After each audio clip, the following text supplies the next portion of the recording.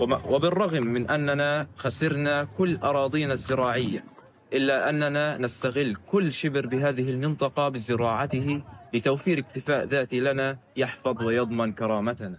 Amro Abourabi est agriculteur à Gaza. En mars 2025, il a dû fuir sa ferme au nord de l'enclave. Israël venait alors de mettre fin au premier cessez-le-feu et avait ordonné de nouveaux déplacements. Il vit depuis septembre dans une tente à Der el-Bala et il est parvenu à cultiver quelques denrées avec sa famille au sein même du camp.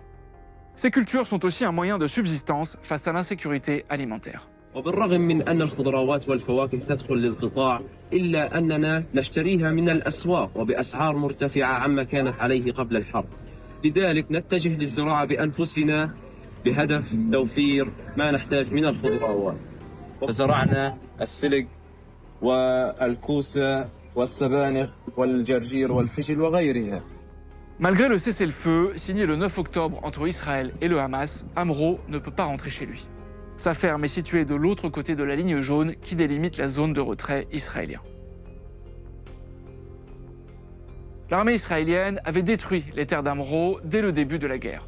Notre observateur était revenu sur place avec son frère Youssef en 2024 et ils avaient relancé des récoltes et distribué leur production. Mais leur ferme a de nouveau été visée à plusieurs reprises par l'armée israélienne. Youssef, le frère d'Amro, a été tué par Israël en octobre 2024. Amro attend désormais de pouvoir rentrer de nouveau sur ses terres.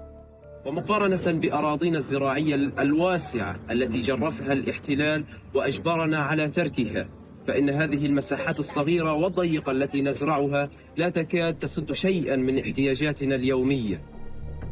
رغم أن هذه المساحات الصغيرة التي نزرعها لا تسد احتياجاتنا إلا أننا نحب أن نزرع بأيدينا ونأكل مما زرعنا كما أن منظر النباتات يرد فينا روح الأمل والتفاؤل في وجه ما يتساقط علينا من يأس ونكبات.